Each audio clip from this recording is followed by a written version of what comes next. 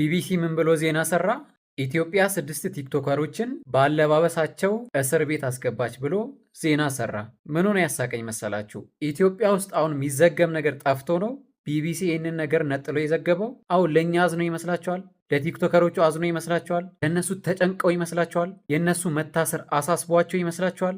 ቢቢሲ እንኳን የእነዚህ ቲክቶከሮች የኢትዮጵያ ጉዳያቸው አይደለም። የእነሱ ፍላጎት አንድና አንድ ብቻ ነው፣ ኢትዮጵያ ላይ ጫና ማሳደር። እንዴት አድርገው? በእነሱ ሀገር እንደምታውቁት እንደፈለጉ መልበስ፣ እንደፈለጉ አክት ማድረግ፣ እንደፈለጉ ማውራት፣ ብቻ ኢትዮጵያ ውስጥ ባህል፣ ወግ፣ ሃይማኖት የሚባሉት ነገር እነሱ ሀገር ስለማይሰራ እንደፈለጉ መጨመላለቅ፣ ትውልድ ገደል ገባ አልገባ ጉዳያቸው ስላልሆነ ኢትዮጵያም የእነሱን ፈለግ ተከትላ ልክ እንደነሱ እንድትሆን ፈልገው እንጂ ለእነዚህ ቲክቶከሮች አዝነው አይደለም። ማወራው ሁሉም የታሰሩት ቲክቶከሮች ጥፋት አለባቸው፣ ጋጠ ወጦች ናቸው እያልኩ አይደለም። የማወራው ስለ ቢቢሲ ነው።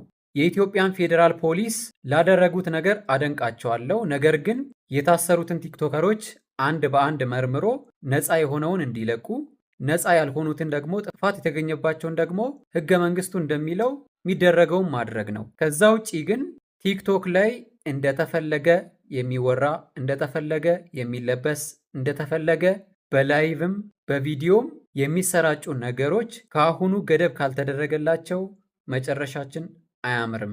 የኢትዮጵያ ፌዴራል ፖሊስ የጀመረው ነገር በጣም ሊደነቅና ሊበረታታ የሚገባ ጉዳይ ነው። ነገር ግን አሁንም የተሟላ አይመስለኝም። በተለይ ደግሞ የኢትዮጵያ ቲክቶክ ላይቭ እኔ ምን ተብሎላ እንደሚወራ አላቅም። የሰው ልጅም ምን ብሎ እንደሚመለከታቸው፣ ምኑ እንደሚያዝናናቸው፣ ምኑ ደስ ብሏቸው ብር እንደሚሰጧቸው፣ ጊፍት እንደሚሰጧቸው ገብቶኝ አያቅም። ወደፊትም አይገባኝም። በኢትዮጵያ ቲክቶክ ላይ ብቻ አይደለም፣ ሌሎች ማህበራዊ ሚዲያ ላይም ፌስቡክ ላይም ሊሆን ይችላል፣ ዩቲዩብ ላይም ሊሆን ይችላል። እንደዚህ አይነት ነገሮች እርምጃ ቢወሰድባቸው በጣም መልካም ነው። ለእስካሁኑ ለተደረገው ነገር ይቅርታ የሚጠይቁ ከሆነ ይቅርታ የሚጠይቁ ቲክቶከሮች ካሉ፣ ሶሻል ሚዲያ ኢንፍሉዌንሰሮች ካሉ በይቅርታ የሚፈቱ ነገሮች በይቅርታ ቢታለፉ፣ ነገር ግን የምናደርገው ነገር ልክ ነው ብለው አሁንም ድረስ እያደረጉ ነገም ለማድረግ የሚያስቡ ካሉ ግን አስተማሪ የሆነ ቅጣት ቢደረግ የተሻለ ይሆናል።